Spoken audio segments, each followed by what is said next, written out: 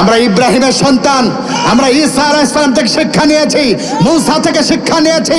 এই জমিনে হাজারবার লড়বো, মরবো, ফেরাউনের লৌহ কবরে ঝুলবো, এই নমরুদের অগ্নিকুণ্ডে গিয়ে হাজারবার মরতে রাজি আছি। এরপরে বেঈমানদের দলে আমরা কখনো মাথা নত করতে পারবো না। কথা বলে ঠিক না? রাজি আছেন কে? হাত তুলে রেখে আমার আল্লাহকে। আমার প্রিয় ভাইয়েরা, ভালো করে খেয়াল করেন, মক্কার বুকে আল্লাহর নবী, বিশ্ব নবী জনাবে মুহাম্মদ রাসূলুল্লাহ সাল্লাল্লাহু আলাইহি ওয়াসাল্লাম একটা দেওয়ালের সাথে হেলান দিয়ে বসা ছিল। সামনে দিয়ে যাচ্ছে হযরত উসমান ইবনে মাজুন। তিনি তখনও কালেমা পড়ে নাই। মক্কার বুকে দুইজন উসমান ছিল। একজন ছিলেন উসমান ইবনে মাজুন, যার সাথে আয়াতের সম্পৃক্ততা, আর একজন ছিল উসমান ইবনে আফফান, যিনি ছিলেন বিশ্বনবীর জামাই, যার সাথে আয়াতের সম্পৃক্ততা নাই। কিন্তু কোন জামাই? যেই জামাই সম্পর্কে আল্লাহর নবী বলেছেন, আমার দুইটা কন্যা সন্তানকে আমি উসমানের হাতে দিয়েছিলাম। আল্লাহ পাক রব্বুল আলামিন আমার ঘরে যদি আরেকটা অবিবাহিত মেয়ে রাখতেন, আমি নির্দ্বিধায় নিঃসংকোচে ওই আরেকটা মেয়েকেও উসমানের হাতে তুলে দিতাম। সুবহানাল্লাহ বলেন। কারণ আগের দুটাই মারা গিয়েছে, আর আমাদের শ্বশুরেরা একটা দিয়েই কুল কিনারা পায় না। আমার ভাইয়েরা, অবস্থা যখন এইরকম হয়ে গেল, খেয়াল করেন, আল্লাহর নবী হেলান দিয়ে বসা, সামনে দিয়ে যাচ্ছে উসমান ইবনে মাজুন। তিনি কালেমা পড়ে নাই, বেঈমান অবস্থায় তাকে ডাকলেন, ডেকে বলেন, উসমান তুমি কোথায় যাও, এদিকে আসো। সুবহানাল্লাহ। হযরত উসমান ইবনে মাজুন তখনও তিনি কালেমাই পড়ে নাই। তিনি বলছেন, নবীজি যখন আমাকে ডাকলেন, আমি নবীজির সামনে গিয়ে দাঁড়ালাম, ঠিক ছাত্রের মতো দাঁড়ালাম। নবীজি আমাকে ডেকে আর কিছু বললেন না। আমি নবীজির চেহারার দিকে তাকিয়ে থাকলাম। কিয়ামত পর্যন্ত এত সুন্দর চেহারা আর একটা মানুষেরও হবে না। সুবহানাল্লাহ। নবীজির দিকে তাকায়া থাকা অবস্থায় দেখছে, আহারে, আল্লাহর নবী, বিশ্ব নবী, মায়ার নবী, দয়ার নবী সুন্দর চেহারাটা কিছুক্ষণের পরেই মলিন হয়ে গেল। আমি একটু ভয়ে ভয়ে আছি। তার কিছুক্ষণ পর তাকায়া দেখি বিশ্ব নবী, আল্লাহর নবী, দয়ার নবী, মায়ার নবীর চেহারাটা অন্যরকম যখন হয়ে গেল, লাল হয়ে গেল, মনে হলো যেন তিনি আমার উপরে রেগে গিয়েছেন। কিন্তু আমি পরে ভাবলাম আমার উপর রাগার কোনো কারণই নাই, কারণ আমি কিছু বলি নাই। এরপরে তাকায়া দেখি নবীজির শরীরের প্রত্যেকটা লোমকূপ থেকে ঘাম বের হচ্ছে। মনে হলো নবীজি আর বাঁচবেন না, নবীজি হয়তো মারাই যাবেন। এরপরেও আবার তাকায়া থাকলাম। কিছুক্ষণ পর দেখি আল্লাহর নবী, বিশ্ব নবীর ওই মলিন চেহারাটা আবারও আগের মতো সুন্দর হয়ে গেল। একটু জোরে বলা যাবে কি সুবহানাল্লাহ? যখন চেহারাটা সুন্দর হয়ে গেল, আল্লাহর নবী, মায়ের নবী, দয়ার নবী আমার উসমান ইবনে মাজুনকে ডেকে বললেন, এই যুবক মানুষ উঠলে আমার আর ভাল লাগে না। যুবক মানুষ আসছে মানে কি? মুরব্বী মানুষ যদি বলে যে আমার একটু সমস্যা, বাবা আসছি, সেটা মানার মতো। আশ্চর্য, যুবক মানুষ হলে সমস্যা, কোনো মোটামুটি চলবে না, যা হবে এখানে হবে। সৌদি আরবে একজন যায়, সৌদির পুলিশকে দেখে কয় যে আমি মুদবো। এখন আমি মুদবো মানে হলো, হুজুর আমি মরবো। মুত মানে কি? কথা কয় না। মুত মানে মৃত্যু। মুত মানে কি? মরা। আমি মুদবো মানে হলো আমি মরবো। এখন সৌদির পুলিশ সে তো আবার ট্রান্সলেশন করবে ইংলিশে নাকি? না, আরবিতে। যেই বাংলাদেশের মানুষটা বলছে যে আমি মুদবো মানে আমি মরবো, তখনই সৌদির পুলিশ দেখে কয় লা তামুত, খবরদার মোতা যাবে না। এ কয় মরবো, মুদবো, ও কয় মোতা যাবে না, ধরে নিয়ে যে খুঁটির সাথে বাঁধতে রাখছে। কিছুক্ষণ পর তাকায়া দেখছে নিচে দিয়ে সব ভিজে গেছে। এখন হাজার চেষ্টা করে যদি আমি জোর করে বেঁধে রাখি, এখানে পরিবেশটা নষ্ট হওয়ার সম্ভাবনা আছে। দরকার নাই। আল্লাহ যেন আমাদের সবাইকে টাইট ফিটিং হওয়ার তৌফিক দান করে, বলেন আমিন। আমার ভাইয়েরা, আল্লাহর নবী সাহাবী, এখনো তিনি কালেমা পড়ে না। হযরত উসমান ইবনে মাজুন ডেকে বলেন, ইয়া রাসূলুল্লাহ, আপনার চেহারাটা এমন হয়ে গেল বুঝতে পারলাম না মনে মনে কথাটা আছে, এখনো নবীজিকে প্রকাশ করতে পারে নাই। আল্লাহর নবী, দয়ার নবী, মায়ের নবী আমার হঠাৎ করে উসমান ইবনে মাজুনকে ডেকে বলেন, ও উসমান, কিছুক্ষণ আগে আমার উপরে কি হয়ে গেল তুমি জানো নাকি? উসমান ইবনে মাজুন ডেকে বলেন, ইয়া রাসূলুল্লাহ, আমি তো জানি না, আমার জানারও কথা না। কথা কি ভেজাল আছে না সঠিক? সে তো কালেমাই পড়ে নাই, জানবে কেমনে? কালেমাই যে হতে পারে না আমি তো জানি না নবী। তারপরও আল্লাহর নবী ডেকে বলেন, তোমার ধারণাটা কি, তুমি একটা বার বলো। বিশ্ব নবী এই কথা যখন বললেন, হযরত উসমান ইবনে মাজুন ডেকে বলেন, ইয়া রাসূলুল্লাহ, আমি জানি না আপনার উপরে কি হয়ে গেল কিছুক্ষণ আগে, তবে আমার মন বলছে কিছুক্ষণ আগে আরশের মালিক আল্লাহ রব্বুল আলামিন আপনার উপরে কোরআনুল কারীমের কোন একটা আয়াত নাজিল করেছে। আল্লাহু আকবার। নবীজি ডেকে বলেন, উসমান, তুমি যা ধারণা করেছো ওটা সঠিক। কিছুক্ষণ আগে আরশের মালিক আল্লাহ রব্বুল আলামিন আমার উপরে কোরআনুল কারীমের 16 নম্বর সূরা, সূরা আন-নাহলের 90 নম্বর আয়াত নাজিল করেছেন। উসমান ইবনে মাজুন কালেমা পড়ে নাই, তারপরও নবীজিকে ডেকে বলছেন, ইয়া রাসূলুল্লাহ, দয়া করে একটাবার কি আয়াতটা আমাকে শোনাবেন? সুবহানাল্লাহ, কাল বললেন কালেমাই পড়ে নাই, একজন কাফের মানুষ নবীজিকে বলছেন, নবীজি একটাবার কি আয়াতটা শোনাবেন? আমি তো ওই আয়াতই পড়েছি, আমি তো সেই আয়াতই বলেছি। এই আলোচনা দ্বিতীয় বক্তা করে গেছে নাকি পুরাটাই? আরে আমি সমস্যা নাই, ঘুরাই দিচ্ছি, কোনো টেনশন নাই। আল্লাহ কবুল করুক, বলেন আমিন। যখন এই অবস্থা হয়ে গেল, উসমান ইবনে মাজুন যখন এই কথা বললেন, নবীকে বললেন, নবীজি একটাবার আয়াতটা আমারে শোনান। আল্লাহর নবী আয়াতে কারিমা শোনালেন। আল্লাহর নবী পড়ছেন, ইন্নাল্লাহা ইয়া'মুরু বিল আদলি ওয়াল ইহসান ওয়া ইতাই যিল কুরবা ওয়া ইয়ানহা আনিল ফাহশাই ওয়াল মুনকারি ওয়াল বাগি ইয়াইযুকুম লাআল্লাকুম তাযাক্কারুন। আল্লাহু আকবার। নবীজি যখন এই আয়াতে কারিমা তেলাওয়াত করেছে, সাথে সাথে হযরত উসমান ইবনে মাজুন ডেকে বলেন, ইয়া রাসূলুল্লাহ, কি পড়লেন? এটা নিঃসন্দেহে আমার আল্লাহ রাব্বুল আলামিনের কোরআন, সুতরাং আমি আর পিছপা হতে চাই না, আমি আর বসে থাকতে চাই না, আপনি দয়া করে আমারে পড়ায়া দেন, লা ইলাহা ইল্লাল্লাহু মুহাম্মাদুর রাসূলুল্লাহ, লা ইলাহা।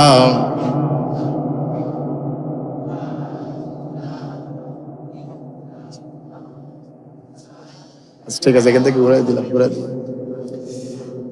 লা ইলাহা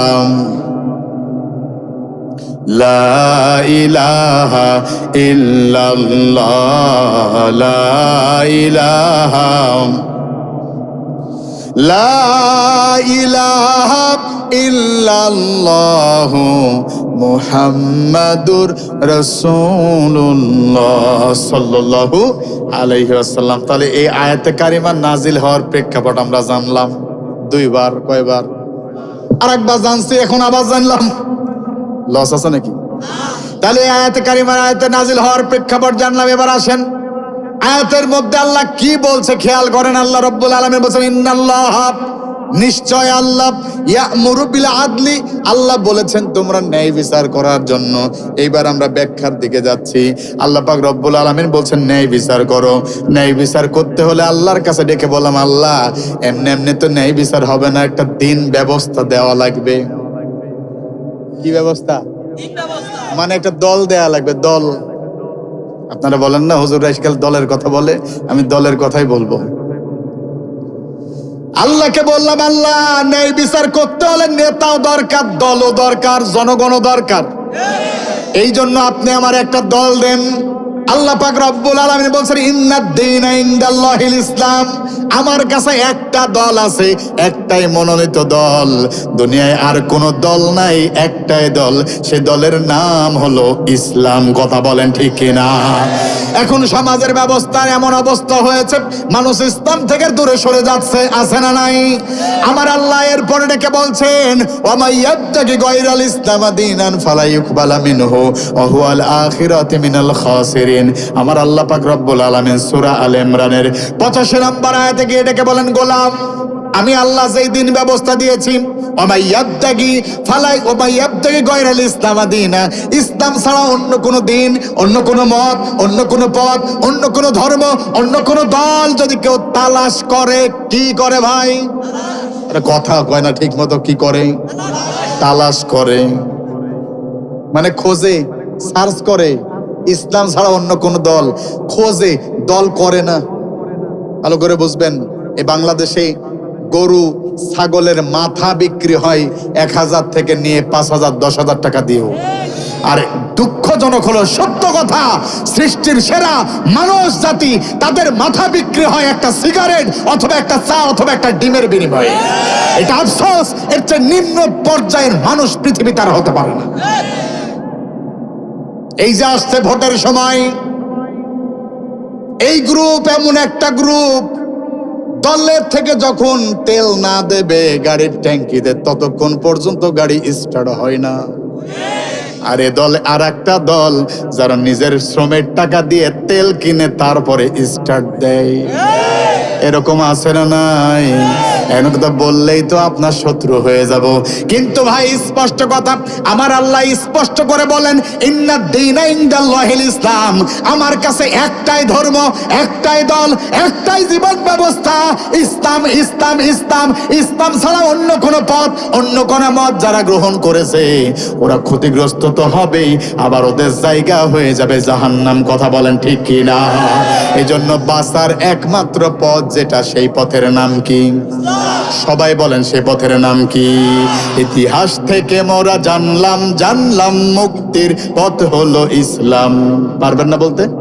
ইকো লাগবে না, আমার ইকোই লাগবে না ভাই, মাইক একদম একের, টেনশন নাই, ইকোই লাগবে না। আমি যদি বলি ইসলাম, আপনারা বলতে পারবেন না? দেখি টেস্ট করি। ইতিহাস থেকে মোরা জানলাম মুক্তির পথ হলো, কোরআন হাদিস পড়ে বুঝলাম মুক্তির একই পথ ইসলাম। কথা বলেন ঠিক কিনা? ঘুরে গেল যুগের চাকা, তন্ত্র মন্ত্র সবই ফাঁকা। আরে কথা কয় না কেন? ঘুরে গেল যুগের চাকা, তন্ত্র মন্ত্র সবই ফাঁকা। জানতে গিয়ে থমকে গেলাম, জানতে গিয়ে থমকে গেলাম, রাসূলের পথ ধরলাম। ইতিহাস থেকে মোরা জানলাম মুক্তির পথ হলো আল্লাহর পথে জীবন বাজি, হয়তো শহীদ নয়তো গাজী। ঠিক না বলেন? সে আল্লাহর পথে চলতে রাজি আছে না নাই? আরে ইনশাল্লাহ এমন ভাবে বলবেন মনে হবে যেটা কাঁপছে জায়গা, আর না তো এমন করে ইনশাল্লাহ শহীদ হওয়ার আগে মারা যায়। আল্লাহর পথে জীবন বাজি, হয়তো শহীদ নয়তো গাজী। কথা বলেন ঠিক কিনা? সে আল্লাহর পথে চলতে গিয়ে আজও যদি আমাদের উপরে বিপদ আসে, সেই বিপদ আমরা মেনে নেব। যদি হামলা হয়, হামলা মেনে নেব। রোকেশ কাবাডি জুলুম আর নির্যাতন হয়, সেটাও মেনে নেব। একদল চলে গিয়েছে, তারা আমাদের বড় জুলুম করেছে, অন্যায় অবিচার করেছে, আর একদল এখন ভয় দেখায়। ভয় দেখে লাভ নাই, আমরা কারো রক্ত চক্ষুকে পরোয়া করি না। আমরা ইব্রাহিমের সন্তান, আমরা ঈসা আলাইহিস সালাম থেকে শিক্ষা নিয়েছি, মূসা থেকে শিক্ষা নিয়েছি। এই জমিনে 1000 বার লড়বো, মরবো, ফেরাউনের লৌহ কবরে ঝুলবো, নমরুদের অগ্নিকুণ্ডে গিয়ে 1000 বার মরতে রাজি আছি। এরপর বেঈমানদের দলে আমরা কখনো মাথা নত করতে পারবো না। কথা বলা ঠিক না? রাজি আছেন কে? হাত তুলে দেখেন আমার আল্লাহকে। রব্বুল আলামিন বলেন, ইয়া আইয়ুহাল মুদ্দাসসির কুম ফানজির রাব্বাকা ফাকাব্বির। আমার আল্লাহ পাক রব্বুল আলামিন বলেন, হে চাদর আবৃত নবী, আপনি উঠে দাঁড়ান, আপনি আপনার রবের নামে তাকবীর দেন। তাকবীর শুয়ে শুয়ে দিলেও হবে না, আবার বসে বসে দিলে হবে না। মুসলমানের মতো দাঁড়িয়ে দাঁড়িয়ে শক্তি সঞ্চয় করে তারপরে তাকবীর দিতে হবে। কথা বলেন ঠিক কিনা? একজন আলী রাদিয়াল্লাহু তাআলা আনহু একবার তাকবীর দিয়েছে, 10 জন কাফের জমিনে এমনি ভয়ে পড়ে গেছে। মুসলমানের স্লোগান, মুসলিম জাতির কলিজা স্লোগান। ঠিক কিনা বলেন? আমার প্রিয় ভাইয়েরা, তাহলে আল্লাহ বলেন একটাই দিন ব্যবস্থা, একটা, সেটার নাম কি? অন্য কোনো পথকে গ্রহণ করা যাবে ভাই? অন্য কোনো পথ গ্রহণ করা যাবে না। এখন আল্লাহ পাক রব্বুল আলামিনকে ডেকে বললাম, আল্লাহ এখন তো ভালো করে বুঝলাম, আল্লাহ তোমার পথ হলো ইসলাম, তোমার দল হলো ইসলাম। এখন তোমার কাছে আমাদের জানার বিষয় হলো, দল যেহেতু দিয়েছো তাহলে তো নেতাও দরকার। সে নেতার নাম কি, সে নেতার আদর্শ কি একটু আমাদের বলে দাও। আল্লাহ কি বলবে না? আল্লাহ পাক রব্বুল আলামিন সে নেতার কথাও স্পষ্ট করে বলে দিলেন, লাকাদ কানা লাকুম ফি রাসূলিল্লাহি উসওয়াতুন হাসানা লিমান কানা ইয়ারজুল্লাহা ওয়াল ইয়াউমাল আখির ওয়া যাকারাল্লাহা কাসীরা। আল্লাহু আকবার। তোমারই জন্য মন কাঁদে, আখি কাঁদে, ভুবন কাঁদে। সুবহানাল্লাহ। মানে আমি যদি সাবজেক্ট বাই সাবজেক্ট, ধরেন এখানে ওয়াজ করছি নেতার আর গজল গাইছি ফাতেমা রাদিয়াল্লাহু তাআলা আনহাকে অথবা হাসান হোসেনকে নিয়ে, এমন হবে না। যেই ব্যাপারে ওয়াজ করব ওই ব্যাপারে যদি এক কোলে করে গজল গাই, আপনাদের কি রাগ হবে ভাই? গান তো সবাই গান, মুরব্বী বাবাজিরা, আপনাদের কি রাগ হবে নাকি? আপনারাও তো সে সময়ে গান গেয়েছেন। কি গান? না, আমার মুরব্বীরা ওই গান গায় নাই। মুরব্বীরা সেই সময়ে গান গেয়েছে, পরের জায়গা পরের জমি। এ কি রে বলেন? এটা তো সওয়াব, এটা বললেও সওয়াব, শুনলেও সওয়াব, কিন্তু ঢোল বাজনা যখন দেবে তখন এটা গজব। কথা কয় না কেন? ওটা গজবে পরিণত হবে। কিন্তু আপনি যদি ঢোল তবলা এগুলো বাদ দিয়ে আল্লাহর নামে শুকরিয়া আদায় করেন, আর যদি বলতে লাগেন পরের জায়গা পরের জমি, ঘর বানায় আমি রই, আমি তো সেই ঘরের মালিক নই। সুবহানাল্লাহ। এই ঘর খানা যার জমিদারি, আমি পাই না তাহার হুকুম জারি, আমি পাই না জমিদারের দেখা, পাই না জমিদারের দেখা, মনের দুঃখ কারে কই, আমি তো সেই ঘরের মালিক নই। কত গান সে সময়ের স্মৃতি হয়ে আছে, আছে না নাই? আর কত কাল ভাসবো আমি দুঃখের সারি গাইয়া, আমার জনম গেল ঘাটে ঘাটে, আমার জনম গেল ঘাটে ঘাটে, দুঃখের তরি বাইয়া রে আমার, দুঃখের তরি বাইয়া। এই গানের ভিতরে আমার আল্লাহকে স্মরণ করা হয়েছে। সুবহানাল্লাহ বলেন। আমার ভবে কেউ কি আছে, দুঃখ কব তাহার কাছে রে, আমি রইলাম শুধু দয়াল আল্লাহ রে,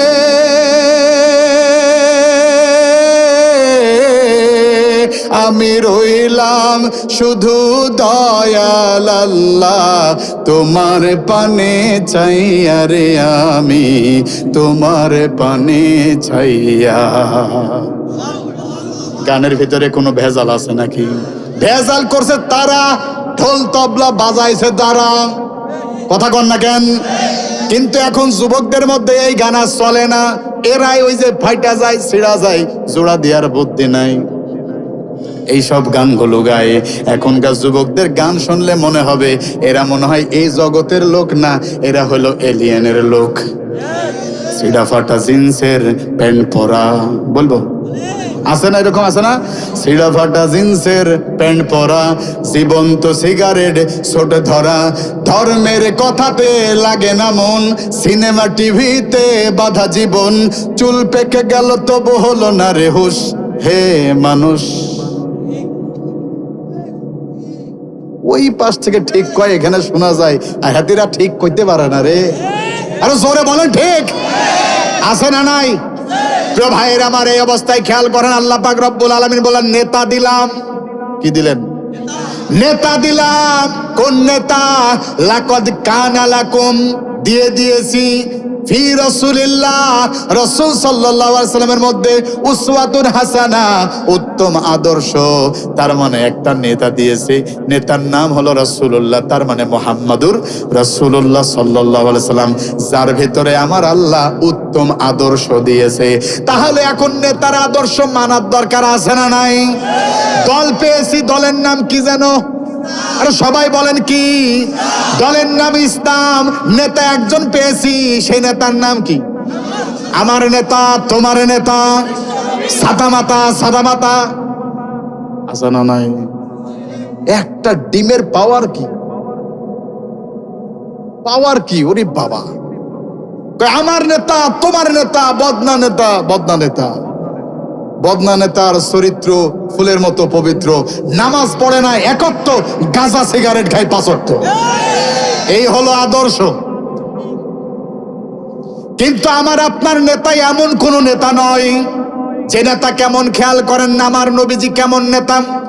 তিনি তার বিবিদেরকে ডেকে বলেছেন, আমার বিবিরা, রাতের আধারে দিনের আলোতে আমার মাঝে যতটুকু আখলাক দেখতে পাও, আচরণ দেখতে পাও, চরিত্র দেখতে পাও, রাতের আধারে আর দিনের আলোতে যা দেখতে পাও সবগুলো খুলে খুলে মানুষের মাঝে বলে দাও। সুবহানাল্লাহ বলেন।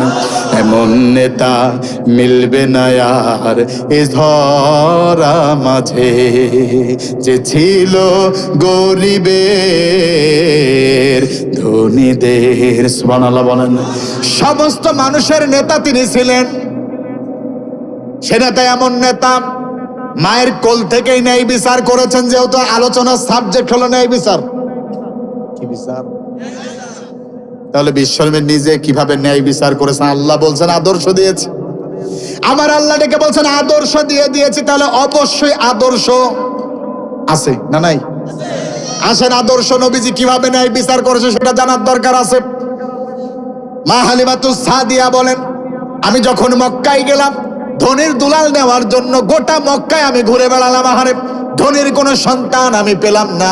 কিন্তু যখন বাড়িতে ফিরবো এমন একটা অবস্থায় কে যেন আড়াল থেকে আমাকে ডেকে বলল, হালিমা রে, মন খারাপ করো না, ওই যে আব্দুল্লাহর জীর্ণ কুটিরে আমিনার কোল জুড়ে এসেছে, নাম তার মোহাম্মদ, কেউ নেওয়ার মতো নাই, তুমি তারে নিয়ে যাও। সুবহানাল্লাহ বলেন। মা হালিমাতুস সাদিয়া বলেন, আমি বিশ্বনবীর মায়ের ঘরের পর্দাটা ফাঁক করে একটা বারের জন্য উকি দিতেই দেখি চাঁদের চেয়েও সুন্দর আমার নবী, বিশ্ব নবী আমার দিকে তাকিয়ে আছে। আমি এই অবস্থায় আমার স্বামীকে ডেকে বললাম, কাল আমার প্রাণের স্বামী এদিকে আসো, তাড়াতাড়ি আসো, দেখে যাও, এত সুন্দর সন্তান জীবনে আমি দেখি নাই। মা হালিমাতুস সাদিয়ার স্বামী আসলেন। বিশ্বনবী শিশুকালে ন্যায় বিচার কেমন করেছেন এইটাই শুধুমাত্র বোঝানোর জন্য বলছি। ভাই কষ্ট হচ্ছে নাকি? মা হালিমাতুস সাদিয়া বলেন, এই অবস্থাতে আমার স্বামী আসলো, আর হালিমাতুস সাদিয়ার স্বামী আসার পরে ডেকে বললেন, ও হালিমা, জলদি করে কোলে তুলে নাও, আমার দৃষ্টিতে কখনো এত সুন্দর সন্তান দৃষ্টিগোচর হয় নাই। সুবহানাল্লাহ। এই অবস্থা যখন হয়ে গেল, মা হালিমাতুস সাদিয়া বলেন, আমার দুধের সন্তান, নাম তার আব্দুল্লাহ, ঠিক মতো আমার দুধ পান করতো না, সারা রাত কেঁদে কেঁদে আমাকে কষ্ট দিত, আমি এই জন্য অসুস্থ ছিলাম। আমি যখন শিশু মোহাম্মদকে আমার কোলে তুলে নিতাম, আমার শিশু মোহাম্মদকে কোলে তুলে নেওয়ার সাথে সাথে আমার মনে হলো আমার সারা জীবনের রোগ শোক যা ছিল আরশের মালিক আল্লাহ সব ভালো করে দিলেন। সুবহানাল্লাহ। মা হালিমাতুস সাদিয়া বলেন, যে বাহনটা আমি নিয়ে এসেছিলাম 6 ঘন্টা পরে এসেছিলাম অসুস্থ। যখন এই কারার এখানে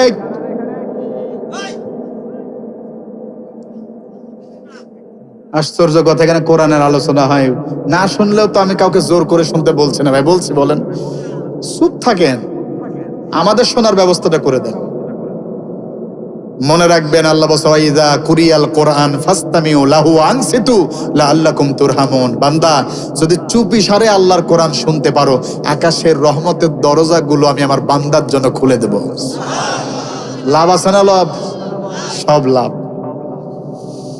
আমার প্রিয় ভাইয়েরা, অবস্থা যখন এইরকম হয়ে গেল, মা হালিমাতুস সাদিয়া বলেন, শিশু মোহাম্মদকে নিয়ে আমি যখন আমার বাহনে উঠলাম, আমি মক্কা ছাড়ার 6 ঘন্টা আগে মক্কা ছেড়ে দিয়েছে অনেকেই। কিন্তু আমি যখন আমার বাহনে উঠলাম, আমার বাহনটা এত দৌড়ে দৌড়াতে লাগলো। 6 ঘন্টা আগে যারা মক্কা ছেড়েছে, আমার বাহনটা তাদেরকে পর্যন্ত পিছে ফেলে দিতে লাগলো। সুবহানাল্লাহ। সবাই তাকিয়ে থাকলো, আরে ব্যাপার কি? যাওয়ার সময় অসুস্থ, এখন দেখে আমাদের পিছে ফেলে দেয়, তাও 6 ঘন্টা পরে এসে। সবাই চিন্তা ভাবনা করলো ব্যাপার কি, বুঝতে পারে না। মা হালিমাতুস সাদিয়া বলেন, আমি যখন বাড়িতে গেলাম, বাড়িতে যাওয়ার পরে দেখি আমার সমস্ত পশুপালন গুলো, সবগুলো পালানগুলো দুধে দুধে ভরপুর হয়ে গেছে। সবাই ভাবলো হালিমা যেই জায়গায় মেষ চড়ায় অথবা দুম্বা চড়ায়, উট চড়ায়, ওই জায়গায় মনে হয় বরকত আছে। সবাই ওই জায়গায় চলে গেল, কিন্তু মূল বরকতের খবর তো কেউ জানে না। মূল বরকতের খবর আরশের মালিক আল্লাহ দিয়েছেন। ওয়ামা আরসালনাকা ইল্লা রাহমাতাল লিল আলামিন। আল্লাহু আকবার। আমার আল্লাহ পাক রব্বুল আলামিন ডেকে বলেন, আমি আমার নবীকে তামাম মাখলুকাতের জন্য রহমত পাঠিয়ে দিয়েছি। সুবহানাল্লাহ। একটু জোরে বলেন সুবহানাল্লাহ। আলোচনা কি শেষের দিকে নাকি? 10:49। চলুন দোয়া করি ইনশাআল্লাহ। দোয়া করতে করতে 11টা বেজে যাবে। তাহলে সে আওয়াজ তো পাচ্ছি না চাচা, তাহলে বলেন তো আল্লাহু আকবার। ঠিকই আছে, কিন্তু মানে ওই জায়গায় ব্রেক। আমার প্রিয় ভাইয়েরা, আমার খেয়াল করেন, মা হালিমাতুস সাদিয়া বলেন, এরপরে আমি আমার শিশু মোহাম্মদকে বুকের থেকে, স্তন থেকে দুগ্ধ খাওয়ানোর চেষ্টা করলাম, কিন্তু আমি 2টা স্তন থেকে খাওয়াতে যখন গিয়েছি, নবীজির ন্যায় বিচারক কেমন ছিলেন শিশুকালে খেয়াল করেন। 2টা স্তন থেকে শিশু মোহাম্মদকে দুগ্ধ পান করাতে গিয়েছি, একটা থেকেই পান করেছে, আর একটা দুধ ভাইয়ের জন্য রেখে দিয়েছে। জোরে বলেন আল্লাহু আকবার। এই হলো নেতা, যিনি পাওয়ার পরেও ছেড়ে দেয়। এই হলো আমাদের আদর্শিক নেতা। কথা বলেন ঠিক কিনা? ওই নেতাকে মেনে যারা চলবে তারা ওই রকম আদর্শ হবে। 10টা ইট যদি বেঁচে যায়, কাউন্সিলে ফেরত দিয়ে আসবে। আর যাদের ভিতরে আদর্শ থাকবে না, ওদের খাটের নিচে দেখা যাবে জনগণের তেল বোঝায়। বড় গলায় কয় কথা, রাতারাতি হয় নেতা, আকাম কুকাম সব করিয়া গড়ে নেতায় আস্তানা। আসলে সব পেট পূজার, ভোটটা নেওয়ার বাহানা। এই রকমের অভাব নাই আমার ভাইয়েরা। এইখানে তাহলে নবীজি তার ব্যক্তিগত জীবনে, অর্থাৎ একদম শিশুকালেই নবীজি তার ব্যক্তিগত জীবনে ন্যায় বিচার করেছেন নাকি করে নাই? এবার আসেন নবীজির পারিবারিক জীবনে ন্যায় বিচার। কষ্ট হচ্ছে ভাই। আল্লাহর নবীর বিবি আছে কতজন? হ্যাঁ, একজন। এই ভাই বলছে 4 জন, আর বলছে 12 জন। আল্লাহ আমাদের কবুল করুক। মতামত আসলে সঠিকটা পাওয়া যায়। এক একজন এক এক রকম বর্ণনা করেছে, তবে নির্ভরযোগ্য সূত্র অনুপাতে নবীজির বিবির সংখ্যা ছিল 11 জন। কতজন? মা খাদিজাতুল কুবরা রাদিয়াল্লাহু তাআলা আনহা আগেই তো বিদায় নিয়েছে। 10 জন বিবি এশার নামাজের পরে এসে ডেকে বলেন, ইয়া রাসূলুল্লাহ, এই 10 জন বিবির মধ্যে আপনি বেশি ভালোবাসেন কাকে একটু বলেন। প্রশ্ন সহজ না কঠিন? আপনারা মনে হয় বুঝতে পারেননি না? বুঝতে না পারলে যার বউ 2টা, তারা যায় জিজ্ঞাসা করেন, একটা সকিনা আর একটা মর্জিনা। সকিনা যদি এসে কয় যে তুমি আমারে বেশি ভালোবাসো না মর্জিনারে বেশি ভালোবাসো, মুখ ফসকে যদি বলে সকিনা তোরে বেশি ভালোবাসি, বাড়ি যায় দেখবেন মর্জিনার ব্যাগ গোছানো সারা, তোর ভাতই খাবো না। কিন্তু এইখানে 2 জন নেই, 10 জন আছে। কয়জন ভাই? 10 জন বিবি এসেছে। আসার পরে ডেকে বলছেন, ইয়া রাসূলুল্লাহ, 10 জন বিবির মধ্যে সবচেয়ে বেশি কারে ভালোবাসেন বলেন। প্রশ্ন সহজ না কঠিন? মা খাদিজাতুল কুবরা রাদিয়াল্লাহু তাআলা আনহা আগেই তো বিদায় হয়ে গেছে। তিনি দুনিয়ার বুক থেকে বিদায় হয়েছেন। এমন মহিয়সী নারী। মা বোনেরা, আপনাদের জন্য খেয়াল করেন, একটু বলছি, স্বামীর খেদমত কিভাবে করতে হয় এখান থেকে একটু শিক্ষা নিয়েন। আপনাদের কি কোনো সমস্যা আছে? আপনাদেরই তো খেদমত করে না। যারা কথা কবে না, বুঝে নিতে হবে তার বউ তারে পানিটা ঢেলেও খাওয়ায় না। আস্তে করে বলেন ঠিক।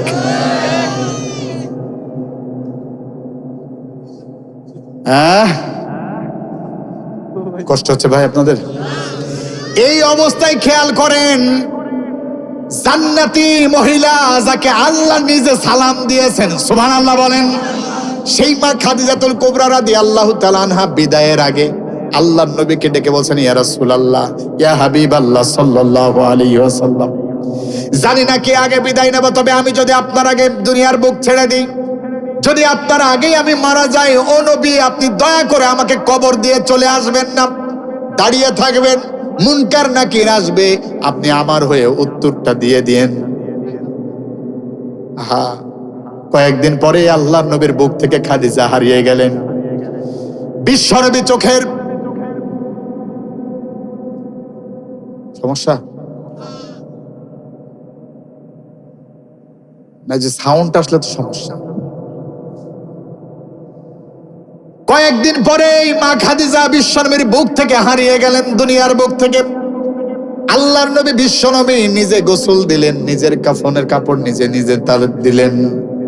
আমাদের সমাজে একটা কথা আছে, স্ত্রী মারা গেলে স্বামী নাকি ধোয়াইতে পারবে না, এরকম কথা আছে না নাই? এটা ফালতু কথা।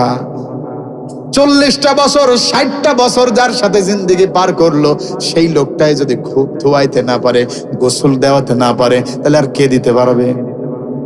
সবচেয়ে ভালো হয় নিজের স্বামী যদি তাকে গোসল দেয়, এটাই নিয়ম। বিশ্বনবী নিজের স্ত্রীর গোসল নিজে দিয়েছে, সুবহানাল্লাহ বলেন। মা খাদিজাতুল কুবরা রাদিয়াল্লাহু তাআলা আনহার শরীরে আল্লাহর নবী যখন পানি ঢালছিলেন আর সাহাবায়ে কেরামের বক্তব্য হচ্ছিল, মনে হচ্ছিল যেন নবীজি, বিশ্ব নবীজির ওই ঢালা পানি যতটুকু তিনি লাশের উপরে দিচ্ছিলেন, মনে হচ্ছিল নবীজি সুখারা থেকে, ফাতেমা রাদিয়াল্লাহু তাআলা আনহা বলেন, মনে হচ্ছিল আল্লাহর নবীর চোখের পানি ওই ঢালা পানির চেয়েও বেশি পড়ছিল, এতটা ভালোবাসতেন। সেই খাদিজা যখন বিদায় নিলেন, আল্লাহর নবী দাফন কার্য পরিচালনা করলেন, সুন্দর করে কবরস্থ করলেন। কবরস্থ করার পরে দুপুর বেলায় প্রচন্ড রোদ আর গরম, দাঁড়িয়ে আছেন, সূর্য মাথার উপরে। নবীজি বাড়িতে যায় না, কারণ নবীজি তো কথা দিয়েছে, উত্তর দিয়ে যাব মুনকার নাকিরকে। এমন ভালোবাসা পৃথিবীতে এখন আর পাওয়া যাবে নাকি? সাহসী করবে না। নবীজি ডেকে বললেন, আমি উত্তর দেওয়ার জন্য দাঁড়িয়ে আছি। নবীজি এই দুপুরে যখন দাঁড়িয়ে আছে, দ্বীপ্রহের সময়, নবীজির ঘাম, কপাল বেয়ে বেয়ে ঘাম ঝরছে। সাহাবায়ে কেরাম বলেন, নবীজির ওই ঘাম যখন ঝরছিল, মনে হচ্ছিল যেন চেহারার উপরে মুক্তার দানা, সুবহানাল্লাহ। সেই নবীজি আমার যখন ঘাম মুছছিলেন, এমন একটা অবস্থায় আরশের মালিক আল্লাহ রাব্বুল আলামিন ডেকে বলেন, ও জিবরাইল, তুমি যাও আমার নবীকে বলো, খাদিজার প্রশ্নের উত্তর নবীকে দেওয়া লাগবে না, খাদিজার কবরের প্রশ্নের উত্তর আরশের মালিক আল্লাহ নিজেই দিয়ে দিয়েছেন। মা বোনেরা, এইরকম জীবন গঠন করতে হবে। কিন্তু আমার মা বোনেরা ওই দিকে যায় না, বরং এমন অবস্থায় চলে, পর্দা নাই, পশিদাও নাই, ও রাস্তায় হাঁটে এমন অবস্থায় দেখলে মনেই হয় না ওটা মুসলমানের মেয়ে নাকি কোনো হিন্দুর বাচ্চা। আছে না নাই? অন্য ধর্মের ব্যাপারে আমাদের কোনো বক্তব্য নাই, কিন্তু মুসলিম ধর্মের মেয়ে এভাবে চলতে পারে না।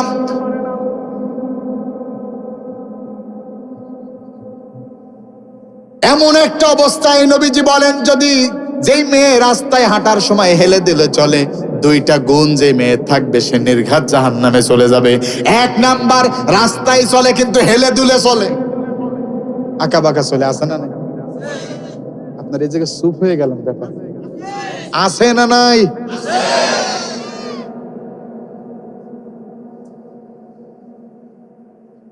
আমি বুঝতে পারছি আপনারা ঠান্ডা হয়ে গেছেন, চলো দোয়া করি। না, যে উঠছে যে, তাহলে বুঝবেন যে উঠবে ওর বাড়ি সমস্যা, পর্দা করে নাই। আল্লাহ যেন আমাদের কবুল করে, বলে না আমি। আমার ভাইয়েরা, বাঁধবো না, আমি এখনই শেষ করবো ইনশাল্লাহ, দোয়া করবো, টেনশন করেন না। এমন বক্তা না আছে জোর করে আপনাকে ওয়াজ শোনাবো। আপনার হৃদয়ে যদি আল্লাহর ভালোবাসা তৈরি হয়, এমনি আপনি বসে থাকবেন, এটাই স্বাভাবিক। আমার প্রিয় ভাইয়ের অবস্থা যখন এইরকম হয়ে গেল, তাহলে মা খাদিজা যেরকম ছিল, আমাদের মাদেরকেও ওই রকম হওয়া লাগবে নাকি লাগবে না? এটা বলার দরকার, এই জন্য বললাম। ভাই, সমাজ ব্যবস্থা এত খারাপ, আপনি চিন্তার বাহিরে। এই পাশে আব্দুল কুদ্দুসের মেয়ে, আর এই পাশে মকলেসের মেয়ে। আব্দুল কুদ্দুসের ছেলে আর মকলেসের মেয়ে দুজনে বিশ্ববিদ্যালয়ে পড়ে। মকলেস এবার ডেকে বলছেন, ভাই তোর ছেলে তো বিশ্ববিদ্যালয়ে পড়ে, মাসে কয় টাকা খরচ হয় একটু কম। আব্দুল কুদ্দুস দেখে বলেন, ভাই আমার ছেলে বিশ্ববিদ্যালয় পড়ে, মাসে আমি 20,000 টাকা দিই। কত? 20,000 টাকা দিই। এরপরে ছেলে ডেকে বলে যে এই টাকা দিয়ে হয় না।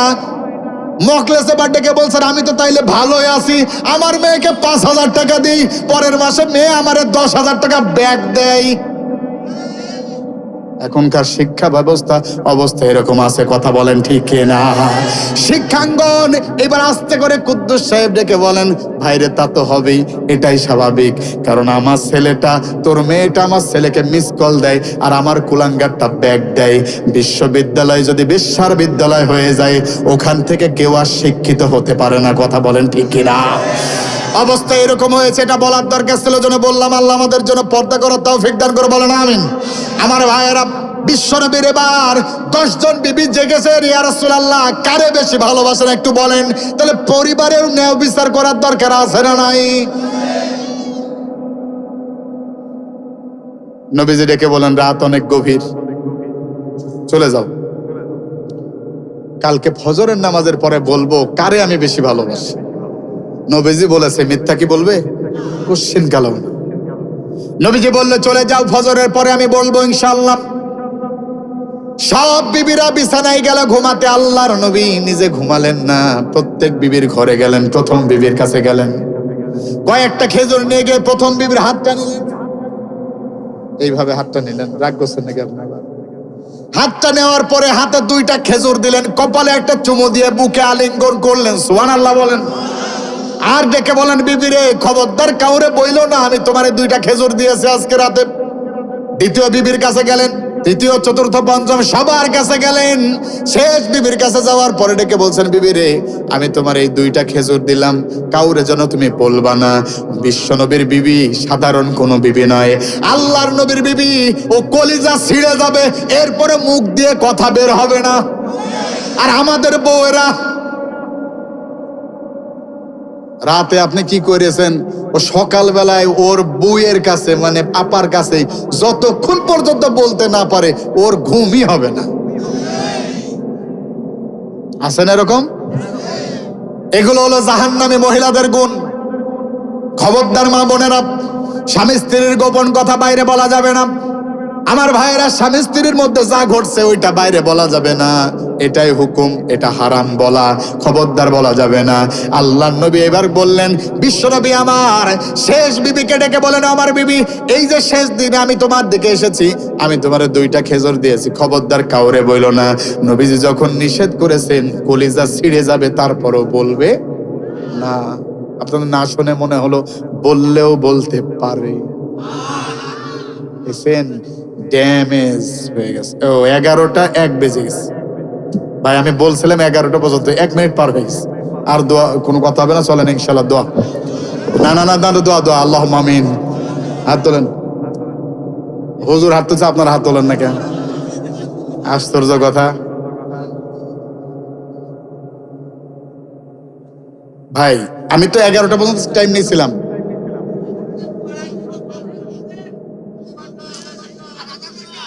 তাহলে শোনেন, খেয়াল করেন, আমি আপনাদের কথা অনুসারে ততক্ষণ পর্যন্ত আমি চালাবো যতক্ষণ আপনাদের সিগন্যাল ঠিক পাবো, আগেই বলেছি।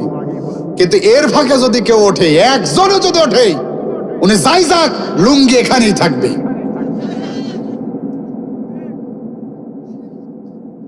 আমরা কোরআনের জন্য থাকবো, লিল্লাহে তাকবীর। সাউন্ড কমে গেছে, হবে না এই সাউন্ড দিয়ে, এটা জোরে বলেন, নারায়ে তাকবীর। এটা শয়তান তাড়ানোর বাংলা দোয়া। যদি আপনারা থাকেন শেষ বেলায় বলবো ইনশাআল্লাহ। আমার ভাইয়েরা খেয়াল করেন, তাহলে নবীজি এখন ন্যায় বিচার করবে। প্রত্যেক বিবির কাছে গেলেন, একই কাহিনী করলেন। পরের দিন ফজরের নামাজের পর নবীজি যখন তাসবিহ করেন, এই অবস্থায় আল্লাহর নবীর বিবিগণ এসেছে। 10 জন বিবি এসে জিজ্ঞেস করছেন, ইয়া রাসূলুল্লাহ সাল্লাল্লাহু আলাইহি সাল্লাম, আপনি কারে বেশি ভালোবাসেন বলেন। নবীজি দেখেন এখন তো বলাই লাগবে, উপায় নাই, কিন্তু নবীজি আগেই কাজ সেরে রাখছেন। সুবহানাল্লাহ বলেন। নবী আবার এবার ডেকে বলেন, আমার বিবিরা ভালো করে শোনো, গতকাল রাতে আমি যেই বিবির ঘরে গিয়েছিলাম, আর যেই বিবির কপালে একটা চুমু দিয়ে বুকে আলিঙ্গন করে হাতে 2টা খেজুর যেই বিবিকে দিয়েছিলাম, আমি বিশ্বনবী সেই বিবিকে সবচেয়ে বেশি ভালোবাসি। একটু জোরে বলা যাবে কি সুবহানাল্লাহ? প্রত্যেক বিবির মুখে এখন মুস্কি হাসি, কিন্তু কেউ কথা কয় না। সবাই খুশি কিন্তু কথা কয় না, কারণ কথা বলা নিষেধ। বলেন তো, নবীজি এখন নিজের পরিবারও ন্যায় বিচার করলো না ও বিচার করলো? প্রত্যেক বিবি এখন রুমে রুমে চলে গেল। প্রত্যেক বিবি রুমে রুমে যাওয়ার পরে আল্লাহর নবীকে নিয়ে স্বপ্ন দেখতে লাগলো, আর যেন ফুলগুলোকে কাছে নিয়ে, মনে মনে গোলাপ ফুলগুলোকে কাছে নিয়ে নবীজির ভালোবাসায় তারা লিখে লাগলো, সুন্দর করে মালা গেঁথে তারা স্বপ্ন দেখছে কখন নবীজি আসবে আর আমাদের এই প্রেমের মালাটা নবীর গলায় পড়ায় দেব। একটু জোরে বলেন সুবহানাল্লাহ। সেই মালা কি আমরাও গাঁথতে পারবো নাকি ভাই? গাঁথবো? বলেন একটু। গোলাপ নিলাম, পারেন না আপনারা? না, একটু বলেন না। গোলাপ নিলাম, গাঁদাও নিলাম, নিলাম রজনীগন্ধা, মনের সুখে মালা গেঁথেছি সকাল থেকে সন্ধ্যা। একবার দেখা দাও যদি ও গো কামলিওয়ালা, একবার দেখা দাও যদি আমায় রাত্রি বেলা, সুযোগ পেলে পরাবো তোমায় হাজার ফুলের মালা। সুবহানাল্লাহ। আল্লাহ আমাদের কবুল করুক, বলেন আমিন। তাহলে নবীজি নিজের পারিবারিক জীবনে ন্যায় বিচার করলেন। নবীজি শুধু ন্যায় বিচার নিজে করে নাই, তার সাহাবায়ে কেরাম যারা আছে সবাই ন্যায় বিচার করেছে। সুবহানাল্লাহ বলেন। অর্ধ জাহানের খলিফা, খলিফাতুল মুসলিমিন, আমিরুল মুমিনিন হযরত ওমর রাদিয়াল্লাহু তাআলা আনহু মিশরের গভর্নরকে ডাক দিলেন। কোন দেশের ভাই? মিশরের গভর্নরকে ডাক দিলেন। মিশরের গভর্নর আসলো, হযরত ওমর বলল বসো এখানে। নিজের সন্তান আব্দুল্লাহকে বলল যাও খাবার নিয়ে আসো। জয়তুনের তেল আর রুটি নিয়ে আসা হলো, সামনে দেওয়া হলো। হযরত ওমর বিসমিল্লাহ বলে খাইতে লাগলো। খাইতে খাইতে অর্ধেক যখন খাওয়া হয়ে গিয়েছে, মিশরের গভর্নর এবার ডেকে বলছেন, ও আমিরুল মুমিনিন, আমি মিশরের গভর্নর, আপনি খাইতেই আছেন, আমার তো কিছু বললেন না, আমার তো খাওয়াই হয়নি। হযরত ওমর বললেন, কেন? আমি তো আপনারে খাইতে নিষেধ করে নাই, আমি তো আপনার জন্য নিয়ে আসছি, আপনি খান না কেন? মিশরের গভর্নর ডেকে বলছেন, আমিরুল মুমিনিন, আমি তো মনে করছি একটু গোশতের অপেক্ষায় আছি, একটু গোশ আসবে ওই সময় বসে একসাথে খাবো, কিন্তু দেখছি খাবার আপনার অর্ধেক শেষ, গোশ আসে না। কারণটা কি? অর্ধ জাহানের খলিফা হযরত ওমর এবার ডেকে বলছেন, ও মিশরের গভর্নর, তোমার কথা শুনে মনে হচ্ছে তুমি 3 বেলায় গোশ রুটি খাও। মিশরের গভর্নর ডেকে বলছেন, হ্যাঁ অবশ্যই আমি 3 বেলা গোশ রুটি খাই। অর্ধ জাহানের খলিফা, খলিফাতুল মুসলিমিন, আমিরুল মুমিনিন হযরত ওমর বলছে, তাই নাকি? যদি তাই হয় তাহলে 3 বেলা যে গোশ রুটি খাও, তোমার জনগণ কি 3 বেলা গোশ রুটি খাইতে পারবে? সুবহানাল্লাহ। ইসলাম যদি ক্ষমতায় যায় 10 কেজি চাউলের জন্য লাইন ধরা লাগবে না। ইসলাম ক্ষমতায় গেলে ইসলামী নেতা যে হবে নিজের ইচ্ছায় খোঁজ নেবে, রাতের আধারে খোঁজ নিয়ে নিয়ে তার বাড়িতে চাউল পৌঁছিয়ে দেবে। এটা ইসলামী সমাজ বিনির্মাণ। হযরত ওমর এবার ডেকে বলছেন, তাই নাকি? আমি এইটা জানি, শুনেছি বলেই আমি তোমারে ডেকেছি। কেমনে সম্ভব? রাষ্ট্রের একজন গভর্নর 3 বেলা গোশ রুটি খায়, কিন্তু জনগণ 3 বেলা গোশ রুটি পায় না। কেমনে মানুষটা খায় আমার তো বুঝে আসে না। মিশরের গভর্নর ডেকে বলছেন, আমিরুল মুমিনিন, আপনি কি 3 বেলা গোশ রুটি খান না? হযরত ওমর ডেকে বলছেন, 3 বেলা তো দূরে থাক, আমি 1 বেলাও গোশ রুটি খাই না। কারণ আমি শপথ নিয়েছি আমার রাষ্ট্রের মধ্যে, অর্ধ জাহানের মধ্যে যতদিন পর্যন্ত মানুষ 3 বেলা গোশ রুটি না খাবে, ততদিন পর্যন্ত আমি ওমর 3 বেলা গোশ রুটি খাবো না। একটু জোরে বলা যাবে কি সুবহানাল্লাহ? ইসলাম, ইসলাম, এটা ইসলাম। আমরা মানুষের কল্যাণে কাজ করি, মানুষকে দূরীভূত করে বিতাড়িত করার জন্য কাজ করি না। আমরা আল্লাহর জন্য কাজ করি, আমরা আল্লাহর জন্য লড়াই করে যাই। এই জন্য হাসতে হাসতে আবু সাইদরা রক্ত দেয়, বুক পাতে পিঠ পাতে না। কথা বলেন ঠিক না? ওরে বাবা, কত দাপট! আমাদেরকে বলতো আমরা নাকি পাকিস্তানের দালাল, বলতো না? এখনো রাজাকার রাজাকার বলে না?